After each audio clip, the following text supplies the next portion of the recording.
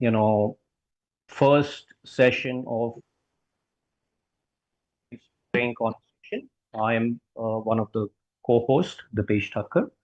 I work for Tibet House as chief coordinator for Nalanda courses. So I think the faces that I see, or I see almost majority of the familiar faces. So you know me, I know you, but perhaps we are hoping that new people will also join. That was the idea, that to connect more and more people to this Nalanda tradition. So this is the first of the series and the first session today. So we're very grateful to Venerable Geshe-la for agreeing to do the series, and then of course, very, very grateful to Dr. Nivedita Chi, who's going to be the anchor for this particular series. Uh, uh, you know, most people, I will leave to Dr. Nivedita Chi to talk about Venerable Geshe-la. And if you are new to this particular culture, in Tibetan culture, we suffix la behind the names, which is a sign of respect. So, and in this particular, talk series, we would, I will leave it to our anchor, Dr. Nivedita Chi. But the idea is that people can ask any question. So, if you want to ask questions, you can raise your virtual hands.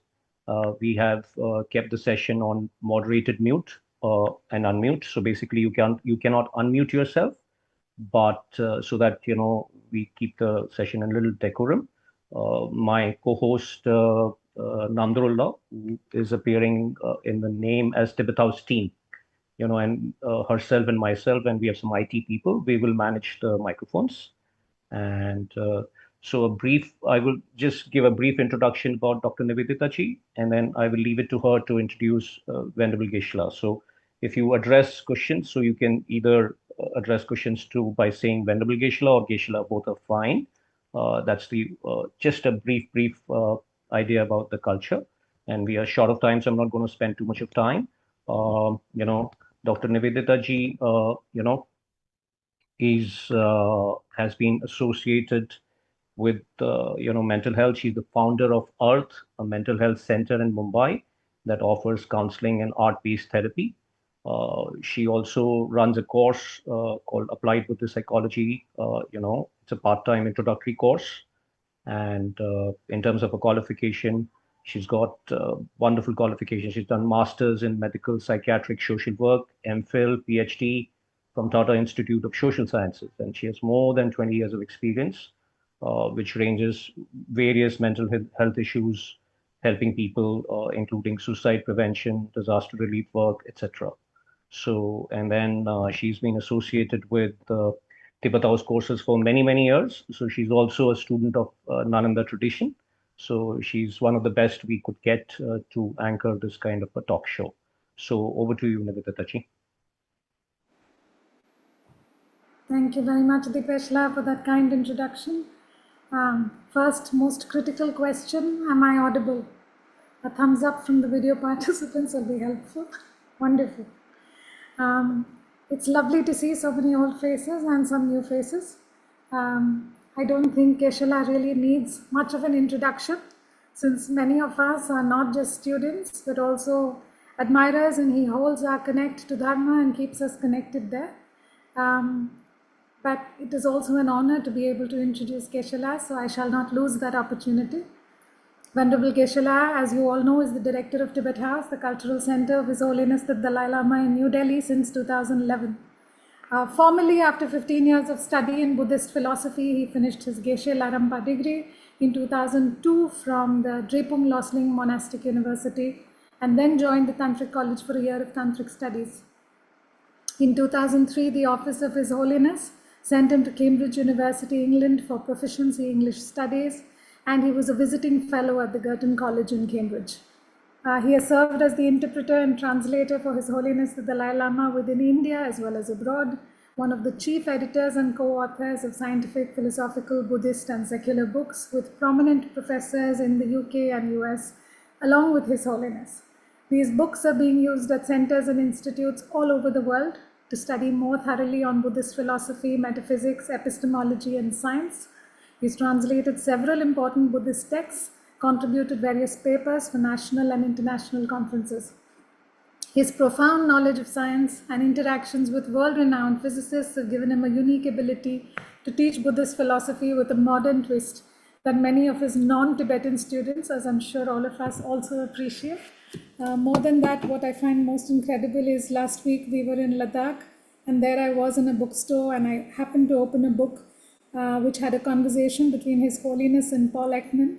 And as I turned open the page, there was a quotation by Venerable Geshe-la. So it felt like also his blessings surround us no matter where we go.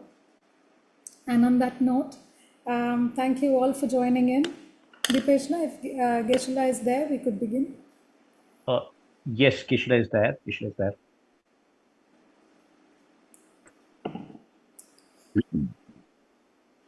This is also a very special talk. So just to give you all also a bit of heads up, we are offering this on YouTube live, not just as is, but also in Ladakhi as well as Russian. So a big thank you not only to Tibet House team, which is making this possible, and of course Geshe-la's efforts, but also to Lamola and Alexela, who are simultaneously translating this into Ladakhi and Russian. So a very, very warm welcome, namaste, tashidelek, jhule to everyone who's joining us online here on Zoom as well as YouTube channels. This year, as you know, we've celebrated the 90th birthday of His Holiness the Dalai Lama and are celebrating this as the year of compassion. And as part of these celebrations, Tibet House has launched this new series of inspiring conversations. So on behalf of all of us, I wish to thank you, Geshe-la, Tibet House team, in particular Dipeshla, Kuntupla, Namdollah, for your efforts, which really allows all of us, I think, this benefit from an informal space to engage with Geshe-la, to ask our questions freely. It's an extremely precious opportunity. So just as we begin, maybe we could just take a moment, deep breath, settle down, allowing the mind to just rest with the body and breath. To know that whatever has happened already in the day is over, and whatever is yet to come is well yet to come. So we can simply stay present. And as we stay here, we can recognize all the invisible hands and efforts which really make this moment possible.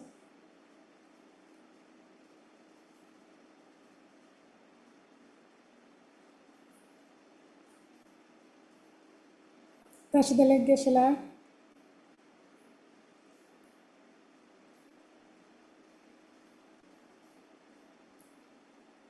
Thank you very much for giving us this opportunity to put you on the hot seat with questions.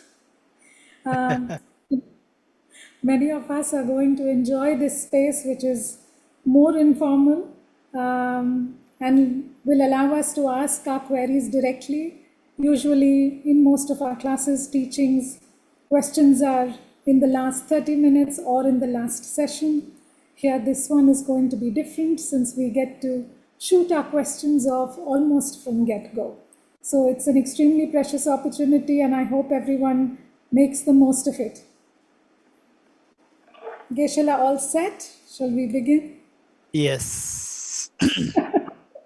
Wonderful. So Geshe-la, we'll start, I think, with the title of this talk itself. You know, the title is How to Joyfully Sail Through the Highs and Lows of Life.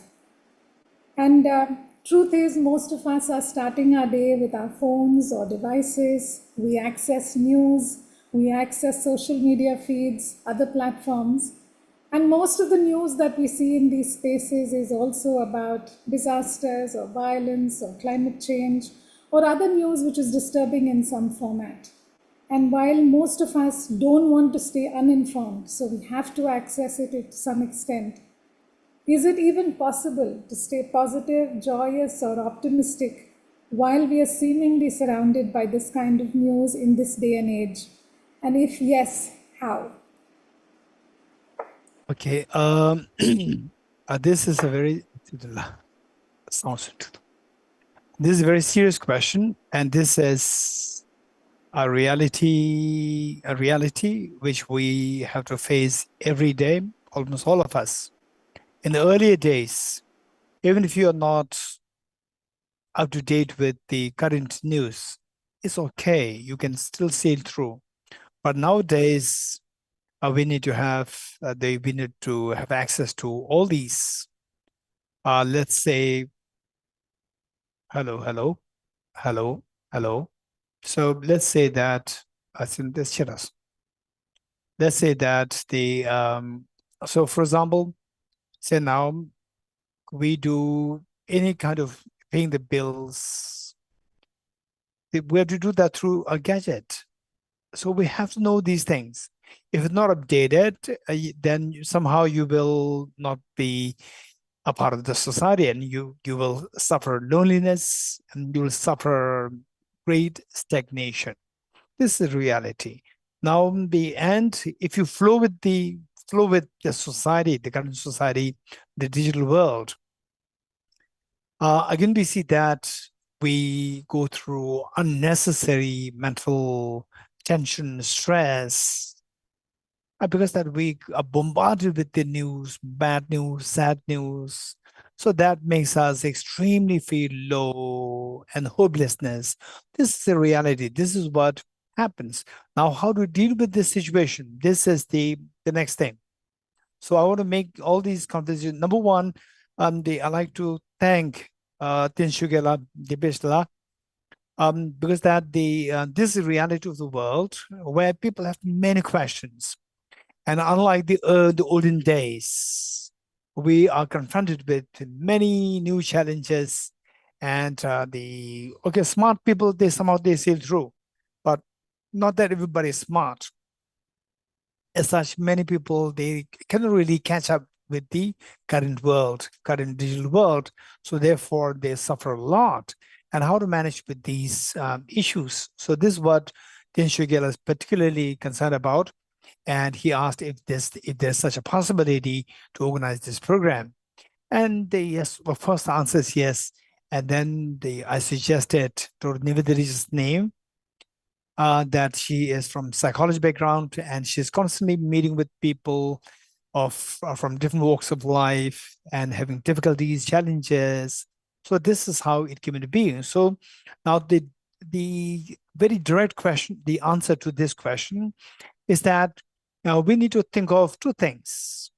One, that so first of all, we should be happy ourselves. Each one of us, we make sure that we are happy.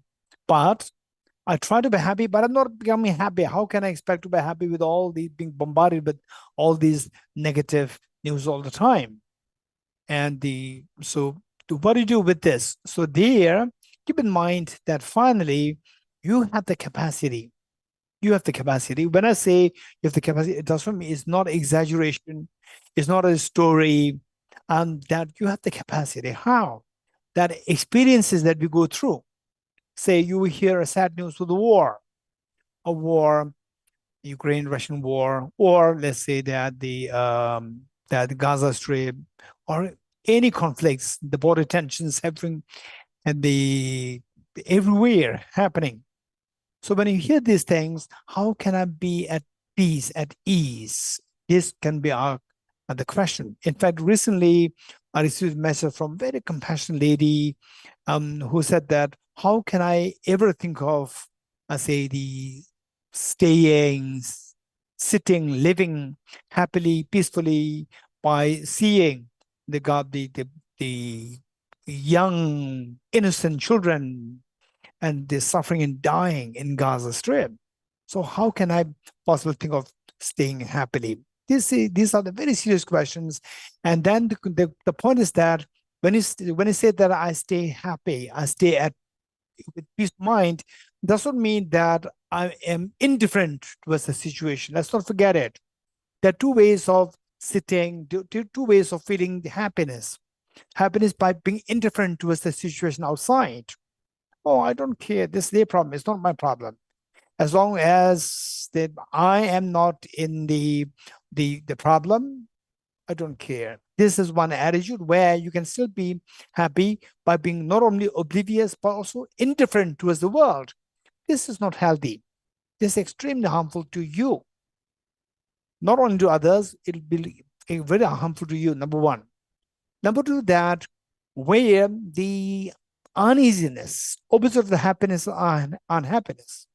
So this unhappiness is the result of two factors, like the sound of a clap, two hands coming together, and the unhappiness erupts. So one is the external factor, symbolized by one hand, and the other internal factor, symbolized by the other hand. These two hands come together, invariably the sound of the unhappiness erupts. So knowing that this is the unhappiness, the mechanism of unhappiness, and then of the two, you try to remove the internal factors. Internal factor with only one hand, no sound. Sound of the misery stops. So sound of the unhappiness stops. That is a wise way of creating happiness, where you are happy inside, but you have a great sense of empathy, concern for others. You're not being indifferent.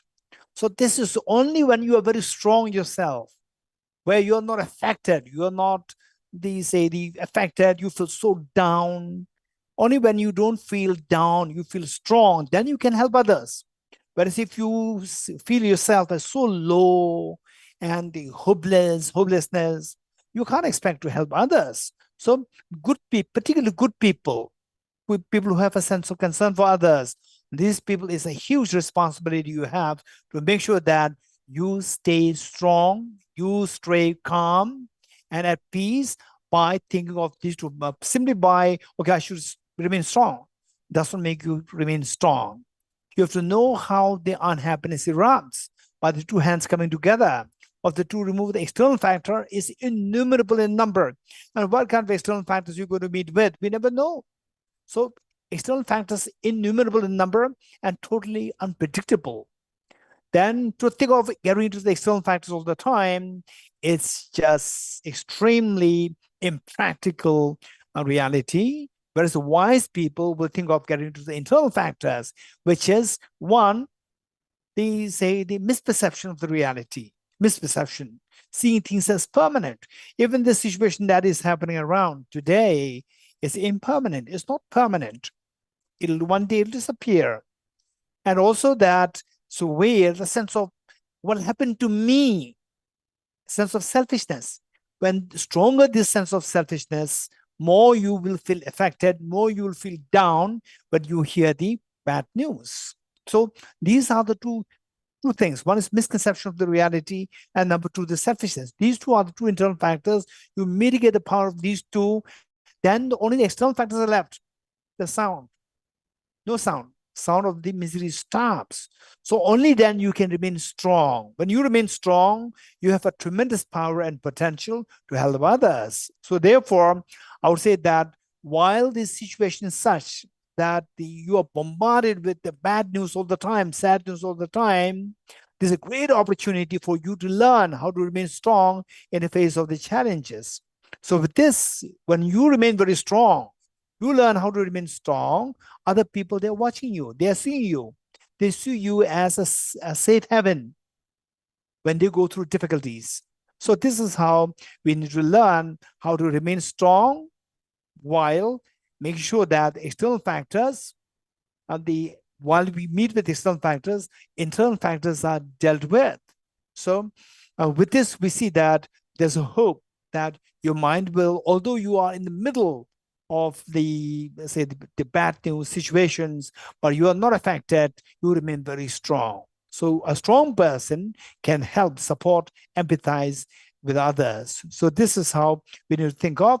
And everybody wants to prove oneself to be smart and wise. What is a wise person? The wise persons are those who actually make things happen the way you like. What do you want? I don't want to be affected by the external world. I don't want to feel demoralized, low. And those people who can actually make it happen, these are the wise people. And those people who engage in things supposed to be given rise to strength in you, instead it steals your strength. It makes you weak. These are the unwise people. So therefore, wise people will think of dealing with the internal factors rather than always complaining about external factor all the time. And therefore, those people who only look for the external factors, blaming external factors all the time, these are unwise people, because by doing so, you cannot make things happen the way you like.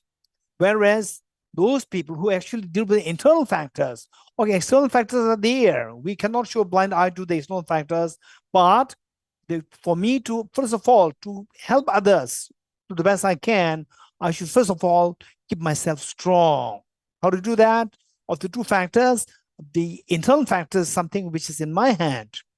I can maneuver internal factors. I can change the internal factors. I can mitigate the power of the internal factors. By doing so, you'll be amazed that external factors cannot affect you. And then you see that when others are suffering because of failing to identify the internal factors, failing to do with it, they get away from the internal factors, you truly feel compassionate because you know how to deal with the situation. It works. But you see the others, they don't know how to do that. So therefore you feel compassionate and you go there to help them by teaching them how to mitigate the power of the internal factors. So this is how we can best help others, and while you not being affected, to make you feel low and a lack of strength. Thank you. Thank you so much, Geshe-la, also for summarizing it in terms of not just focusing on internal factors and our own state of mind, but also being able to extend it outward with compassion towards those who've not had a chance or opportunity to study. And also for us to be able to build our increasing capacity. That was very helpful. Geshe-la, we've got two hands raised, one from Andrei Novikov and one from Hans. Andrei, may we take your question?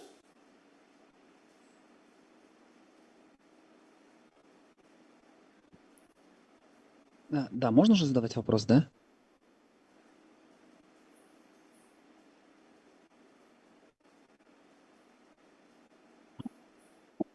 Гешела, в первую очередь хочу сказать, что я вас люблю, и вы мой учитель. Я вас буду Geshe-la, каждый first день. of all, Это очень I приятно want to иметь say I'm very возможность grateful to you, and I'm very вопрос, pleased как to ask you a помогать question.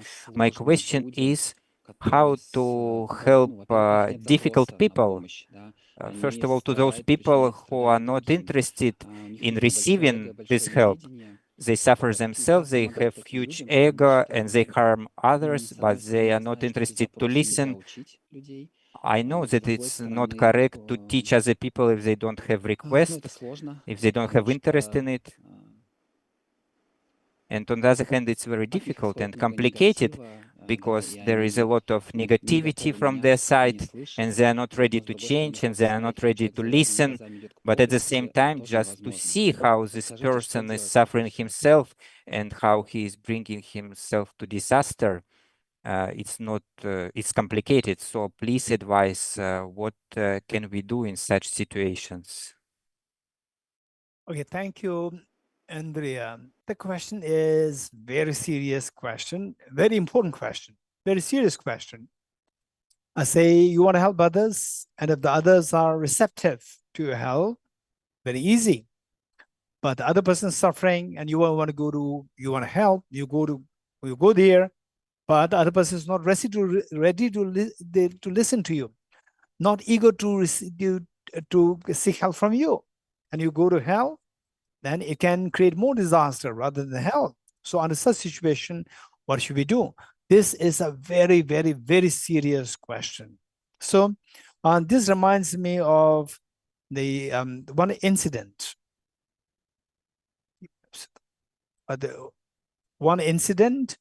Where okay, these are the things that we need to learn from the anecdotes, and these are the real the stories.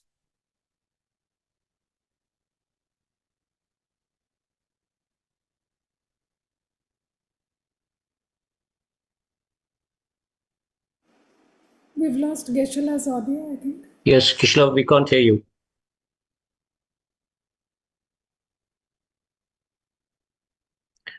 We still cannot hear you, Kishla.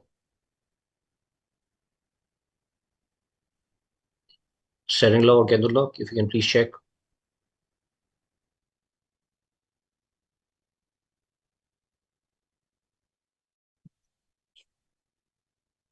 Devishla, Sringla is here and trying to resolve the issue. Thank you. So while our IT is fixing, for many of you, maybe this is the first time you're listening to simultaneous translation. So there is an icon called interpretation in your Zoom session. There's a button, small like a globe icon. If you choose that and choose your language as English, you'll be able to hear the reverse translation. Like Andriela asked the question in Russian, and the translation was done from Russian to English. So if you choose English, then only you'll be able to hear. Okay. IT is Hello, what? hello. Yes, Kishla, we can hear you. Can you hear me? Yes, Kishla, we can hear you. Okay, thank you. We've Okay, lost your so video. Yes, Kishla, now the video is also okay. Thank you. okay, so what I was saying is that the okay, did you hear this? Me paraphrasing question. You heard it. You already heard it. Good. So next part is this reminded me of the one anecdote where a young man, he must be in his early 20s, and in the history of his family, he was the first one to get a government job, and from very simple village, very poor village, and then he rose in position and eventually became like a small governor of a village. And then his parents, his uncles, they were once together as one family, and particularly his uncle, was driving a motorcycle, but because they suffered poverty to a great extent when they were young, so this uncle was buying the petrol, just I think about like 220, no, maybe like 100 ml, 100 ml of petroleum, very less amount, with 2 rupees, in a 2 rupees. And this young man, now being government official, he's getting a handsome salary. So now look, if he goes to the uncle, says that, uncle, please don't do that, I'll support you, the uncle will not be happy to receive the support from his nephew. He will not be happy. So he's not ready to receive the direct benefit from his nephew, but his nephew wants to help him. So how to help? So what he did was that he went to the petrol station himself, gas station himself, and met with the boss, the owner of the petrol pump, and told him that there's one gentleman coming to buy a petrol for 2 rupees. And the gas pump owner said, yes, sir, yes, I know him. And then this young man said that he's my uncle.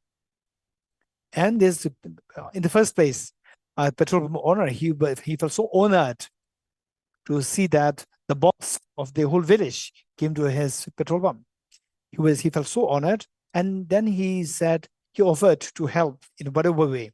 He said that, I don't want any help from you. What do you do is that you do one thing, that my uncle, whenever he comes, try to give him, he gives you 2 rupees, whatever amount he gives you, take this and fill his tank full with petrol.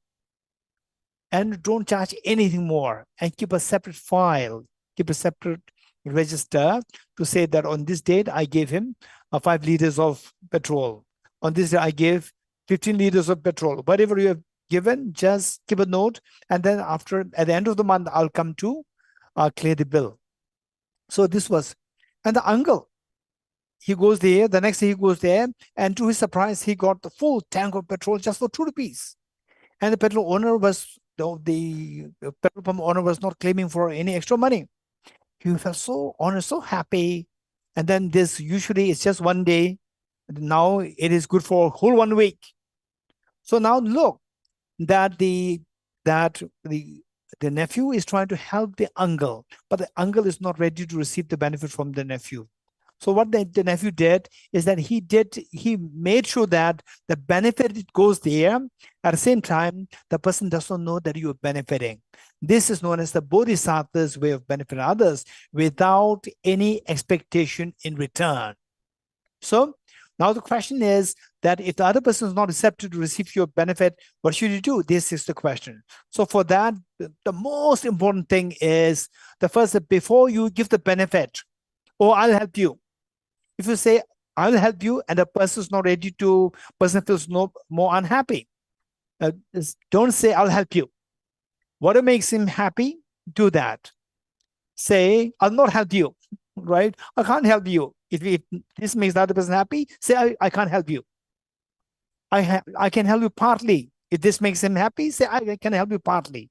The most important thing is give compassion. Feel the compassion, but compassion may not necessarily express, oh, I'm compassionate to you. The person may feel even more offended. Be very careful. This is known as skillfulness.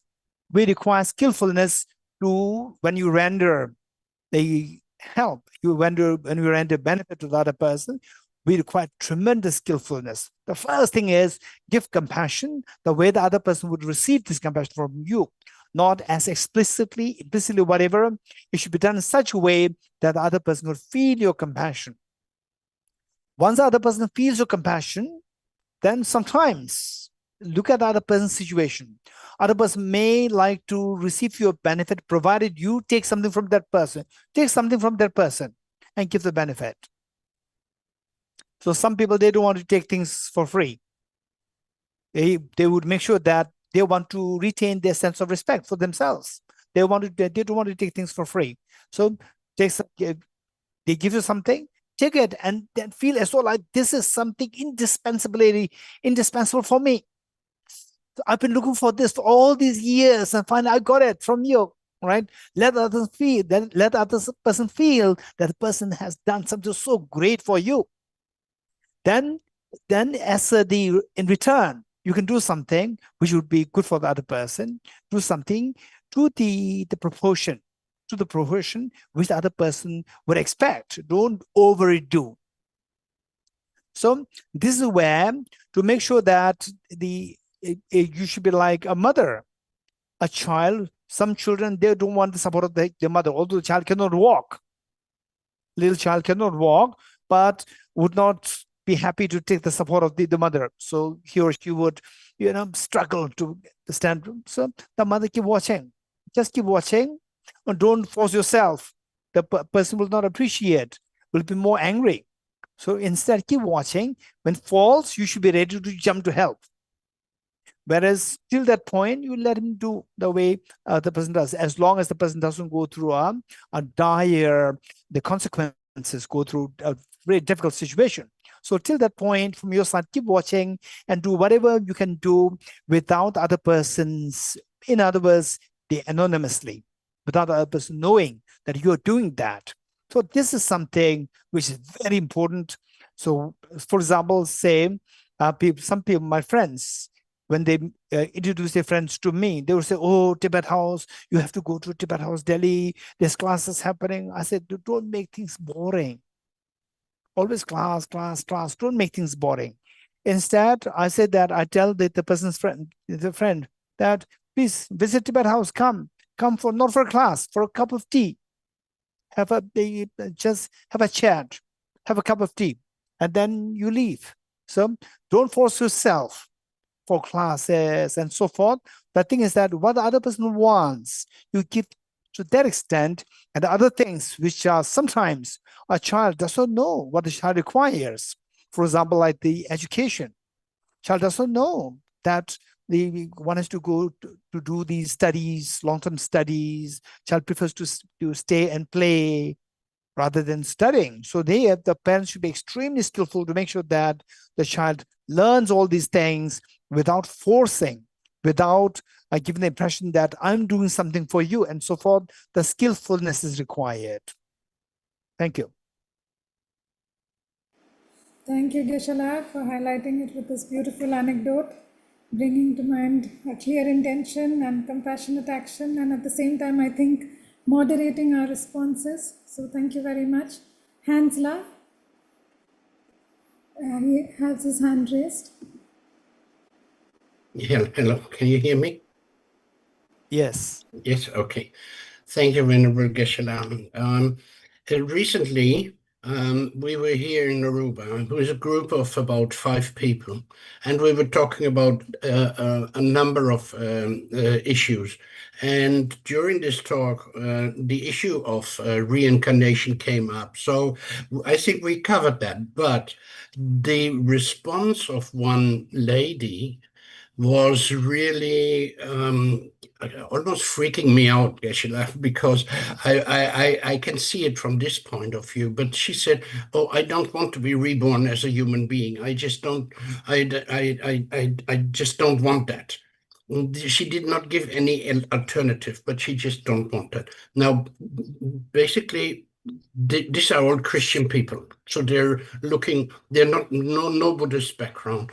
So I gave some explanation, but I'm sure it was not sufficient, and I would like to have a better way of finding an answer that I can give this lady, since I felt the frustration in her, and since I also felt that I'm giving up. So that is my question, really. Okay, okay, Hansla, thank you so much. Okay, so the lady is so frustrated, not wanting to take birth as a human again, and Hansla is frustrated that this lady is not ready to listen further, right? Okay, both sides are frustrated. Okay, how do you deal with this situation? This is a serious question. Okay, so the most important thing is they say, let's keep in mind not to impose our belief system on somebody else. This is so important. Not impose our belief system on somebody else. For example, Hansla, you believe in rebirth, but let us not impose this. So the point is that finally, this lady should be benefited in this life and in the future life. Say, from the point of view of the rebirth concept, this lady, although she says that I don't want to come back as a human, but she has to come back somewhere in one of the 6 realms. But it is not that we have to impose this. There's no choice. So the best of the choices is to take birth as a human being. Let's not impose this. Instead, what is important is that to take birth as a human being, compassion is important. Practice compassion. The practice of love for knowledge, integrity. These are the values which will guarantee that the person will take birth as a human being in the domain of the acceptance of rebirth. So you are trying to help the person to take birth as a human being, and even if the person does not accept the rebirth concept, it doesn't matter from your side, as long as you see the element of compassion in the other person, or you can encourage the person to be compassionate. That's good enough. That is making sure that the person will take a good rebirth as as a human being in the next life, and then continue the practice of compassion to benefit others, to benefit yourself.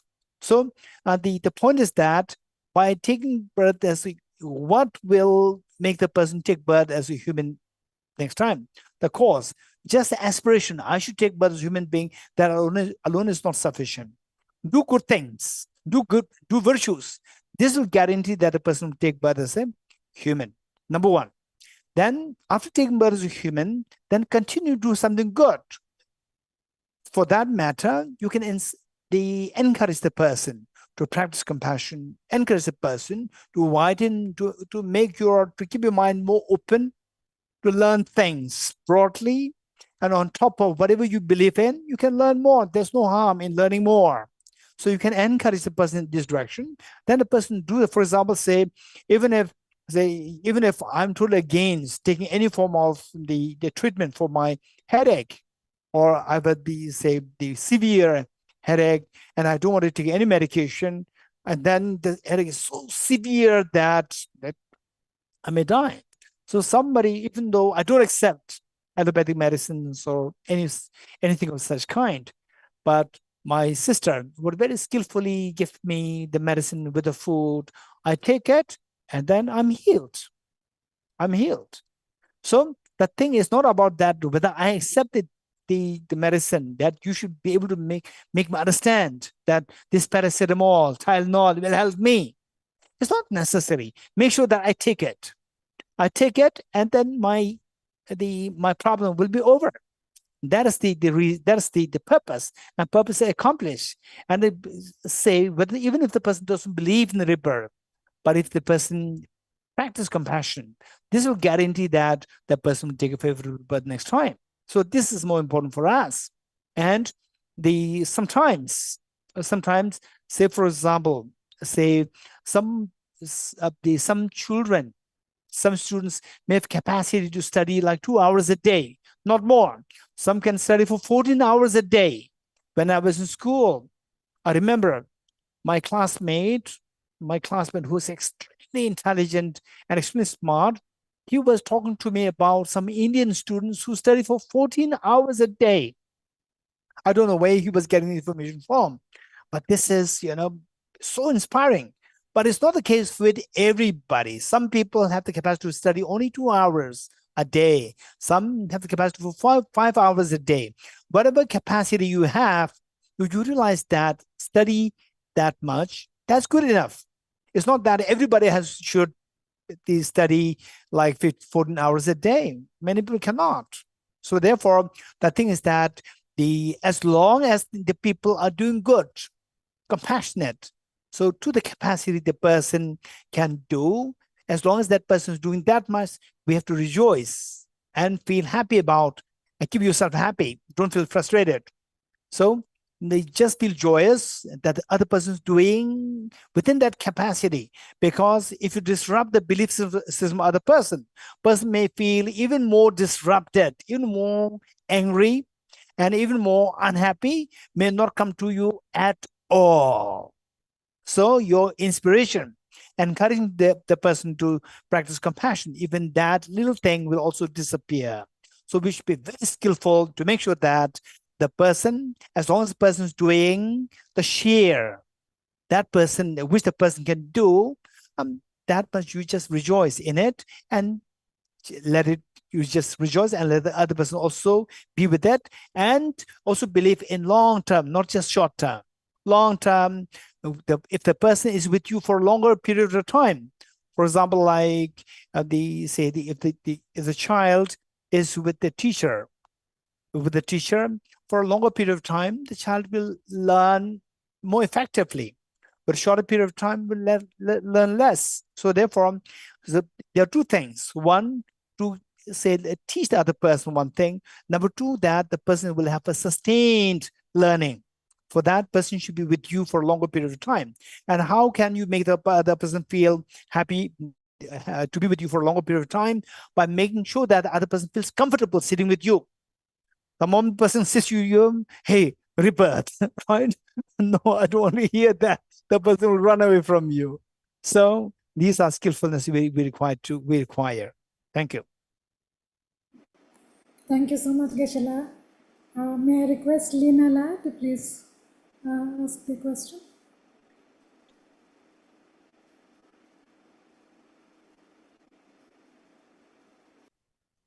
Да, здравствуйте, Гешела. Я очень рада вас видеть. Tashidelek Вот, у Geshe-la, меня I'm такой very happy to вопрос. see you. А, And my Я question учусь is, на курсе НМС-2, I'm a и вот student мне of удается, у NMC2, меня есть batch 2 заболевание course, психическое, и при этом удается лишь на but I have несколько минут health подумать о issues, пустоте. and Многие so вещи, что мы проходим, it, не it, it остаются в is памяти. kind of Как мне mental вообще быть? issue. И And второй for me, it's вопрос, very тоже complicated связанный вот to с learn этим. because I cannot Если think for a медитация, long time например, about some things because не very Гуру fast they skip my Сабха mind. ведет к малому количеству мыслей и And уменьшению аффектов, то стоит ли мне продолжать и как это совмещается с тем, I что also мы want to проходим? ask about meditation on Guru Padmasambhava. If it helps me to reduce my thoughts, should I continue it or not? And how to connect all this with all we study on our courses. Okay, if Lina can tell us a little more what kind of mental issues you have, that would be helpful.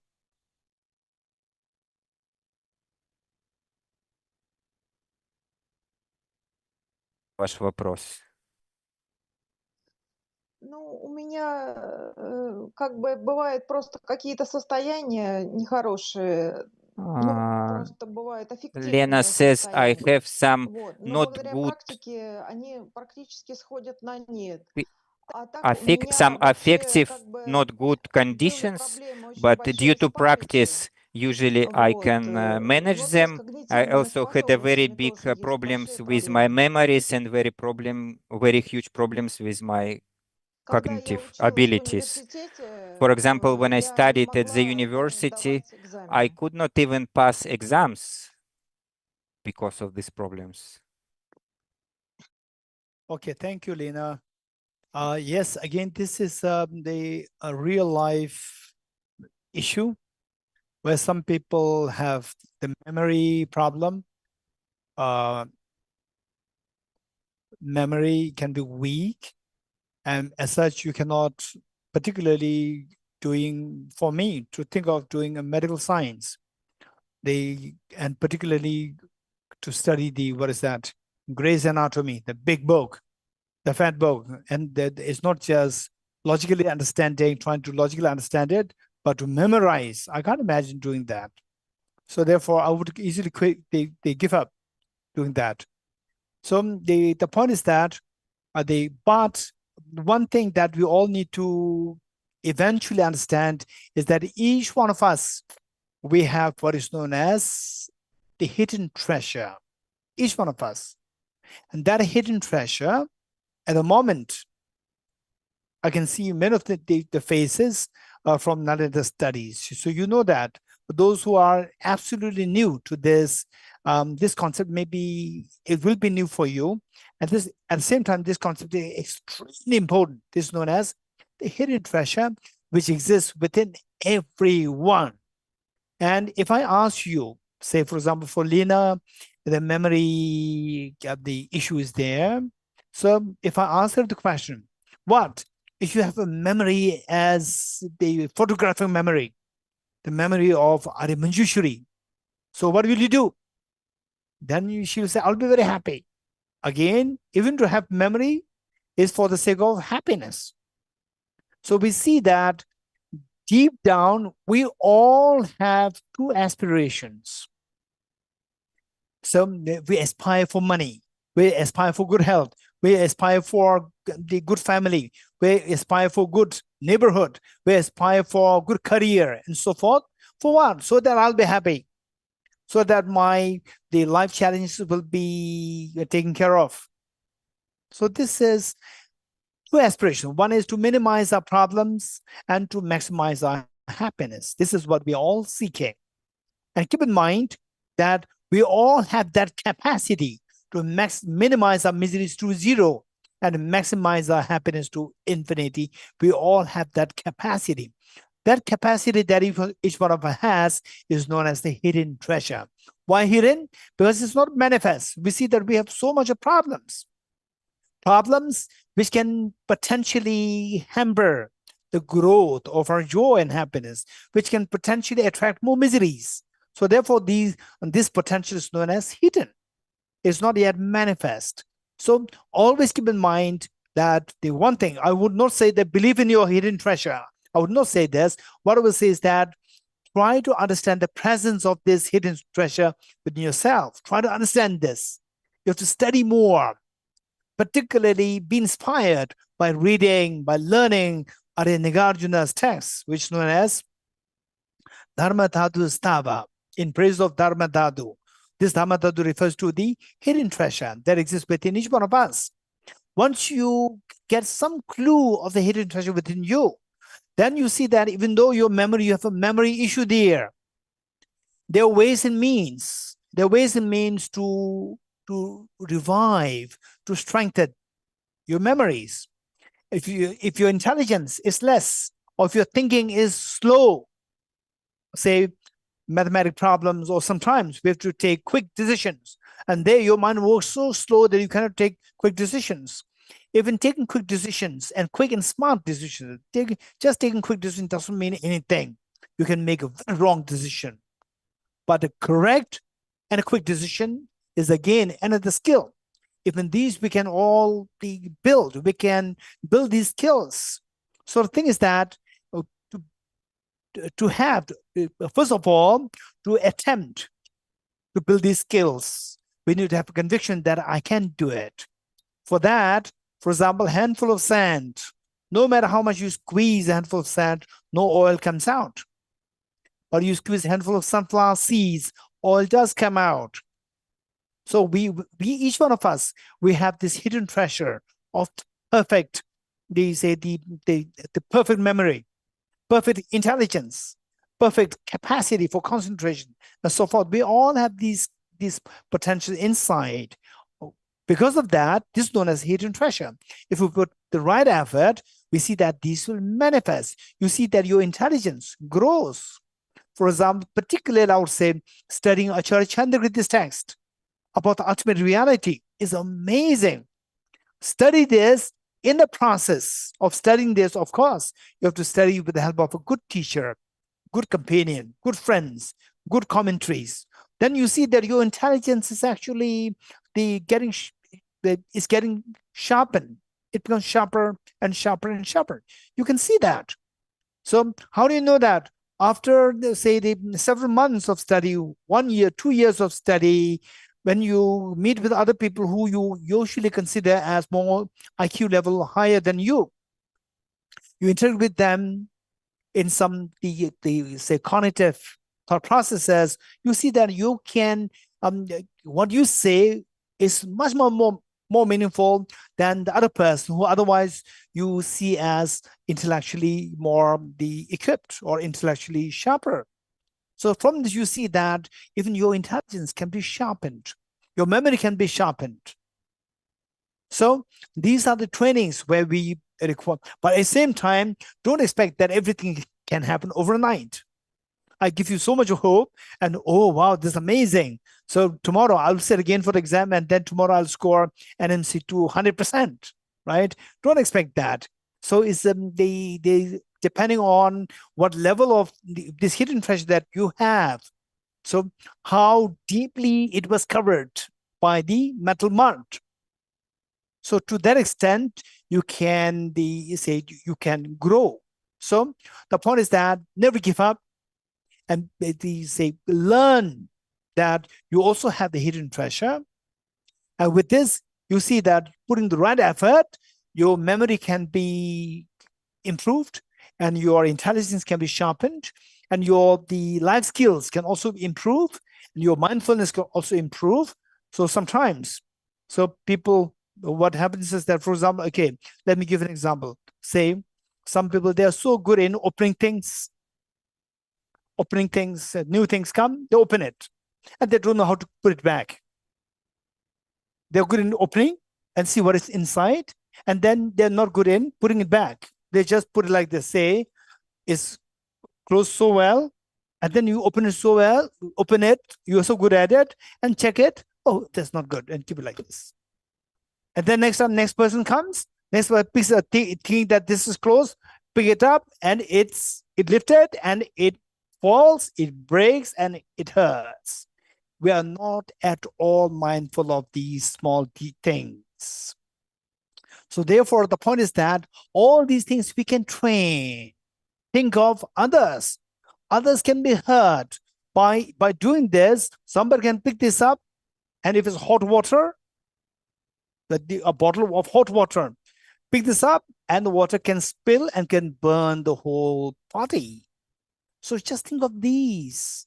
These are known as the sense of concern for others. These are the profound compassion. So all these can be trained. We have the capacity. We have the hidden treasure inside us. We can train in these. You can train in your, and as I said earlier, we require patience. We require patience. And also it is good to think of as what Hansla said, rebirth concept. Rebirth concept is something extremely healing for us. And this is something which we can rationally understand. It does not require blind faith. We can rationally understand how the rebirth is possible. If you come to know about it, then your plan is not only for this life, but the future life. In fact, I met with one physicist a brilliant physicist, and his wife is a Buddhist and a physicist, agnostic, no belief in religion. And the wife once invited me and said, Kishore, please talk something about rebirth. And I said, I'm very tired. I need a lot of energy to talk about rebirth. And the wife became so desperate and said that, pointing to the husband, saying that he's the one who doesn't believe in rebirth. So I was compelled to talk on rebirth. And so I told how I started my conversation on rebirth with the physicist's husband was that don't start your conversation with the belief that there is rebirth. Start with the question mark. Rebirth? Not no. Possible? Exists? Not exist? Not sure. Question mark. Start from a clean slate. Then I told him that you are a physicist. You are an extremely bright person. You have a gifted intelligence. Somebody with a gifted intelligence, if you use this intelligence just to feel your belly, what's the difference between you and the dog? What's the difference between you and somebody who does not have the intelligence? What's the difference? There's no difference. Now, because that you have a gifted intelligence, you have to do something which the ordinary people cannot do. You have to think of those topics which the ordinary people cannot think. For example, rebirth. Rebirth is a concept which the ordinary people can at the most believe. They cannot think of it. They cannot rationally think about it. But the physicists, you're equipped with such brilliant intelligence to think about these very sophisticated concepts. And number two, these concepts, they say if they are totally useless, no need to think.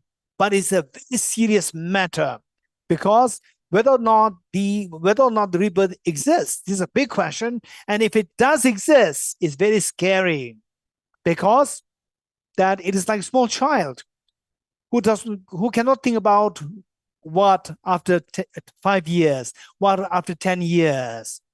And the child only wants to play, keep playing. So if the mother says that, okay, you want to play.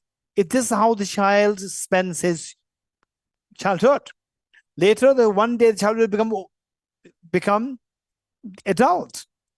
And then with all his classmates, they already graduate, they have a good job, and you have to become a totally illiterate person. Then you will blame your mother.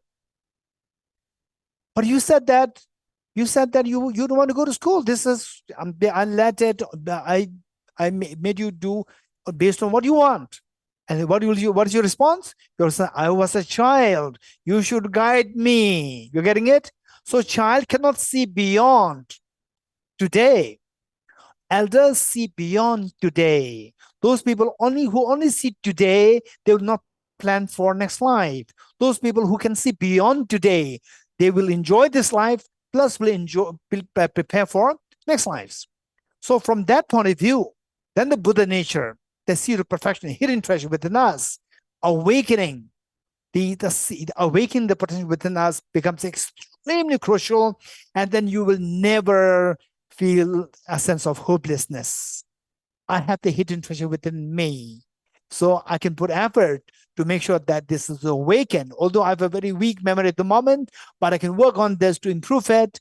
I can create factors to make it become vibrant later days. Intelligence, I can improve my intelligence. I can improve my concentration. I can improve my mindfulness and so forth. So you become extremely positive and a happy person. Thank you.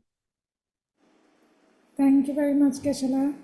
I notice we have 3 hands raised, Benla, Namsala, and Shmalla. We'll continue for another 10 to 15 minutes. And then, of course, if there are other questions left, we can take them tomorrow as and when we meet. Benla, may I request you to start?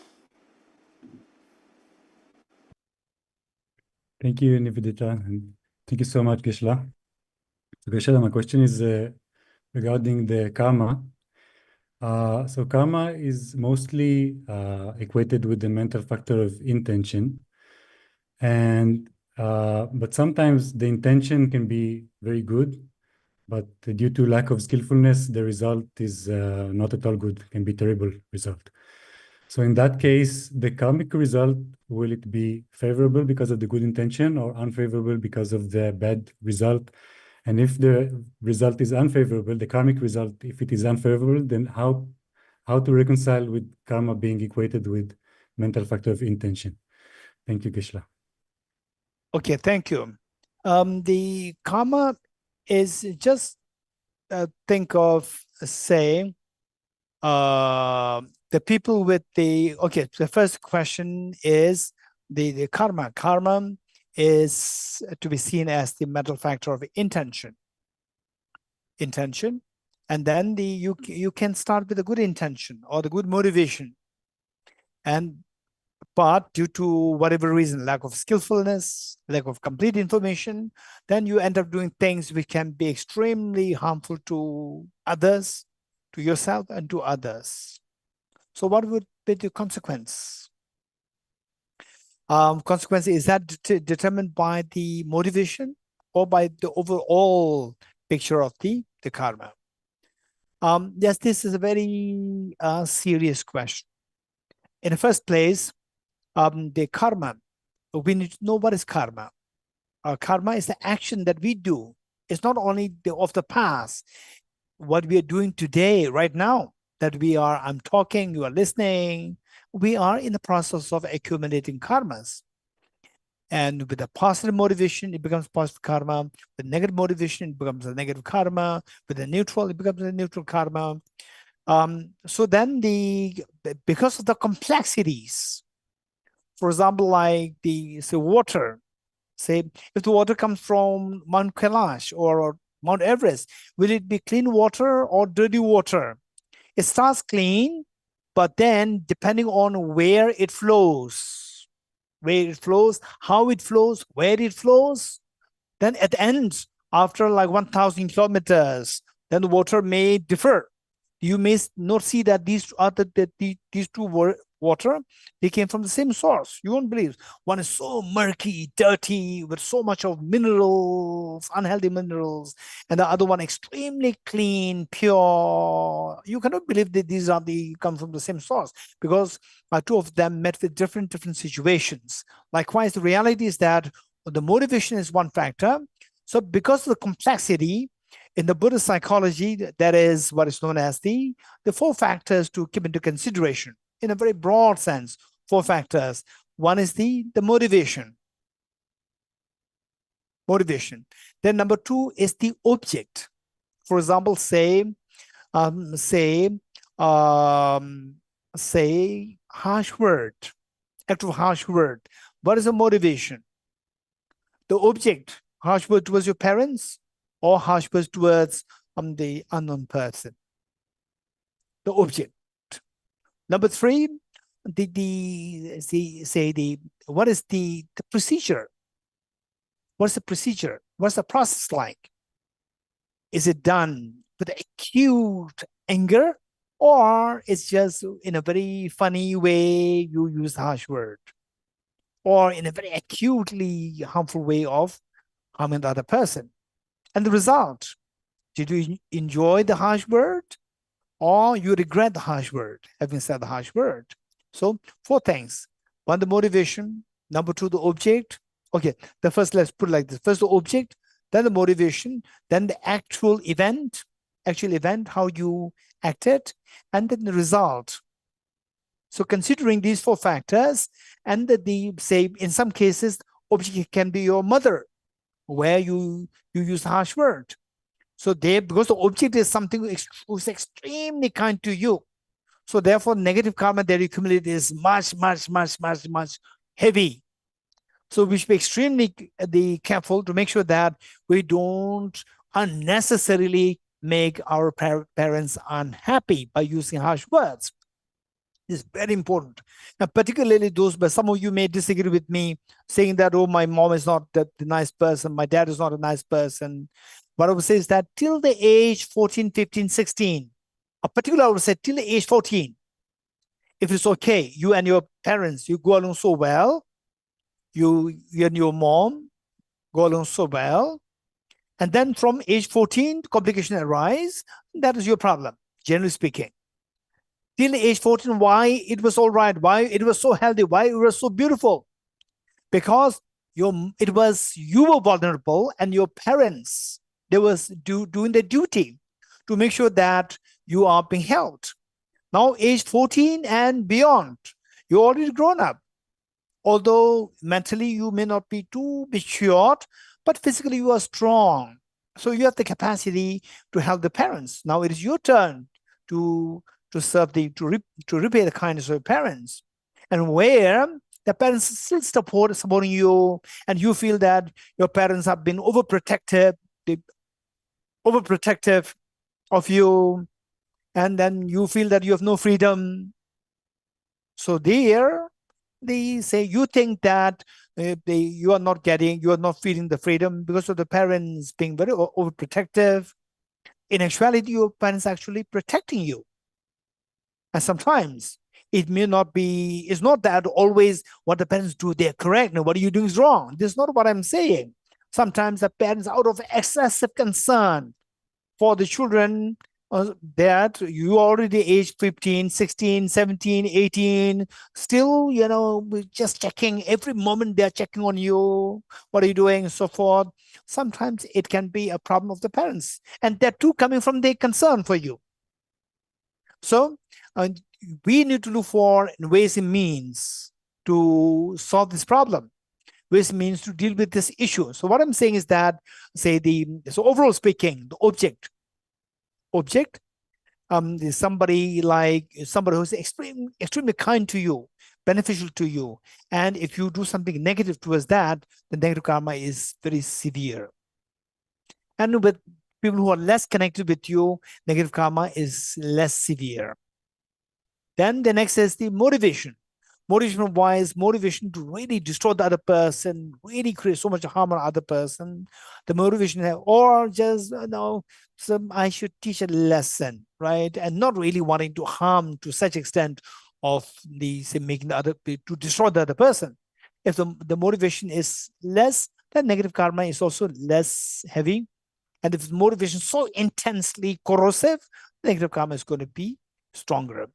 Then next is actual event. How you create this problem, how you engage in this on the using the harsh words. Really on the hurtful, or mildly the hurting. So depending on that, your karma is again determined. Then finally the result, that you engage in this negative karma, and then you feel, I'm so glad that I'm able to use harsh words towards my mother or towards that person, so forth. You rejoice in that. Your negative karma is again multiplied. The intensity or the strength, the gravity is increased. Whereas at the end, you regret, oh no, I should not have done this. You regret over the negative karma. Your negative karma is mitigated. So it's a very complex thing. And because of the complexity, the Buddha taught only these four factors, while there can be many more factors be involving what is the gravity of the gravity and the intensity of the karma, be it virtuous or be it non-virtuous. So it depends on, it's not just determined by the motivation alone, motivation and other factors involved. Thank you. Thank you, Geshe-la, and thank you, Benla, for that question. Namsala, may I request you to ask your question?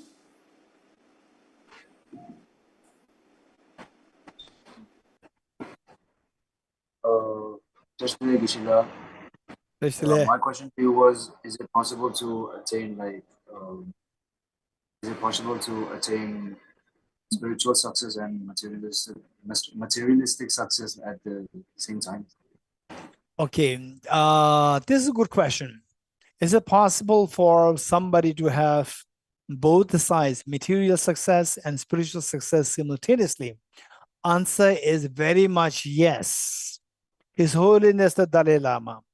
The best person to ask this question to is His Holiness the Dalai Lama. I remember many years ago in America, His Holiness says that we believe in prayers. We have the God of wealth. We have God of wealth, different kinds of God of wealth. But amongst the Tibetans, there's no one billionaire. There's not even a single billionaire. There's not even a single millionaire. Whereas others, they don't have the God of wealth. but there are so many billionaires, millionaires. So his owner says that if the Tibetans, we must produce millionaires, billionaires, we must produce.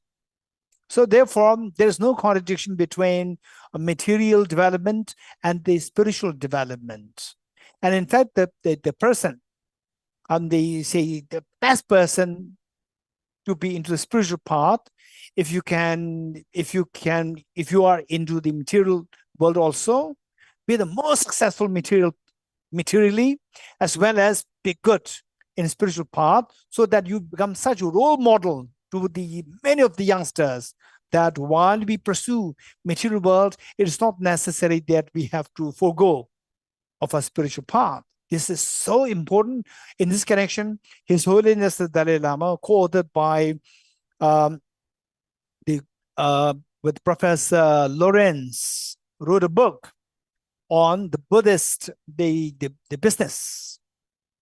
The title of the book is Leader's Way: How to Do Business in a very ethical, the spirit of the ethics in business, according to Buddhism. So he's going to explain that in the form of dialogue with Professor Lawrence, and it came out in the form of book, Leader's Way. So it's very, very possible. Not only possible, this is to be encouraged. Not that everybody can go to the Himalaya to become enlightened.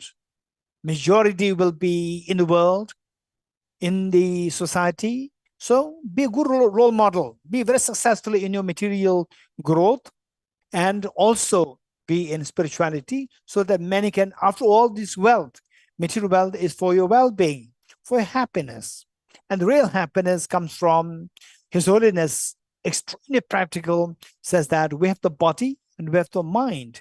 For the body, we need material development. For the mind, we need spiritual development. We need both. So some very competent people can be competent in both of these. For example, one of the Buddha's disciples was known as Ananda Pindika.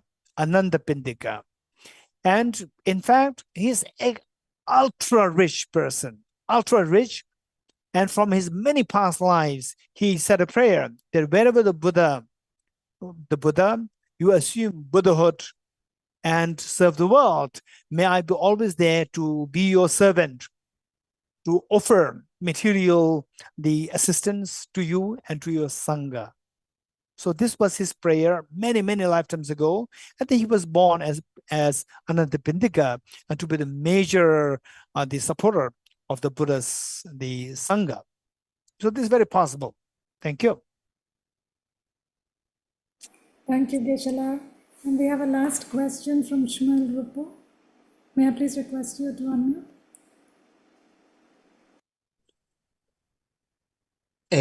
Geshala, what is the difference between the attitude of practitioners who do not aspire to become Buddhas and between indifference towards others?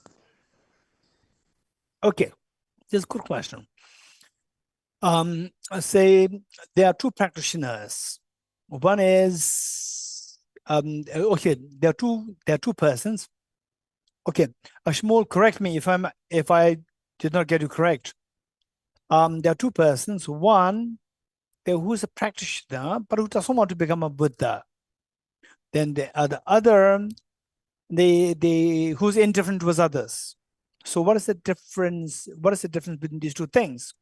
Okay, so this is a good question, quite a profound question. The first one, who's a practitioner, Dhamma practitioner, but who doesn't want to become Buddha. So that is somebody who is, technically speaking, somebody who wants to get away from one's own suffering, but who does not really, worry, or who's not really concerned about others' well-being. So that is, in other words, those who seek personal freedom, personal liberation. Versus another person who's indifferent towards others. So the difference would be, more technically speaking, the one who seeks personal liberation, not interested in Buddhahood, these people they're concerned of others because they are practicing Buddha's teachings.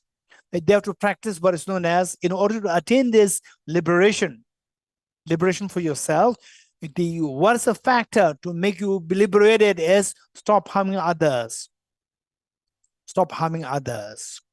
So stopping harming others, compassion grows. Because what stops compassion from growing within us is because of the act of harming others, the attitude of harming others. When you stop harming others, without the stopping harming others, you cannot attain personal liberation. Stop harming others, it leaves room for compassion. Compassion grows within us. So that person will not be indifferent towards others. But this person may not be courageous enough to take the responsibility of others on one's own shoulder. So here, the person is not indifferent, but is not courageous enough to take the responsibility, the whole responsibility of others, or yourself, although you do feel compassion towards others, but you don't take the responsibility. Whereas on the other side, the person who's indifferent towards others, indifferent and being oblivious, these two are very different. Being oblivious meaning who's more like unaware of what's going around. And indifferent means you know what's going around, but you don't care. So those people who seek personal liberation, although may not want to attain Buddhahood, but to seek personal liberation, they do care for others, but not to the extent to take the whole responsibility on your own shoulder, the way the Bodhisattvas do. This is difference. Thank you. Thank you very much, Mullah, and thank you so much, Geshe-la. I think one of the things which is really quite clear is how much this space was needed and how much benefit it has we've been able to bring to so many of us, because so many questions and nuances got answered. Immensely grateful to you, Geshe-la, Dipesh-la, and the Tibet House team for making this possible, for even thinking about this as an idea where we have an informal space with you to freely ask questions about everything or anything which comes into our mind that bothers us about our daily life. For those of you who've had questions that we've not been able to bring in today, I apologize, but we have part 2 happening tomorrow, so please join in. You have now 24 hours to think of tougher questions for Geshe-la if you want. Geshe-la has agreed to be a good sport about all of this, so please join us tomorrow, because without any of you, this event doesn't hold much meaning, so this is extremely important for us. Before we leave, of course, as we make prayers for His Holiness's long life, I'd also like to take a moment to just take a deep breath and settle in and really remember how fortunate we are in this day and age to have this space, so we can dedicate the merit which has been generated, and we dedicate it for all sentient beings with just a simple wish. May all beings be endowed with happiness of the causes of happiness. May all beings be free from suffering and the causes of suffering. May all beings never be separated from happiness and the causes of happiness. And may all beings abide in the space of equanimity. Thukjiche, Jule, Namaste, thank you. We look forward to seeing all of you tomorrow. And before we say bye for today, just a small technical detail that for tomorrow's session, the YouTube link that we published for the English live stream, there'll be a change. There was a technical issue with that. My IT manager informed me. So the best is I'm going to put it in the chat. If you can remember, tibethouse.in/icon, ICON. The latest link will be there. We are calling this particular series as Icon in Inspiring Conversation. Just a catchy name. Okay, so and then if you feel others who want to connect, you basically got a hang of it. Most people that I saw in the session today are from our Nalanda courses, so that's wonderful. Please join tomorrow also. But then, if you can advertise to your friends and family, if they want to join, ask questions, then please do so. We'll be very, very grateful. Thank you.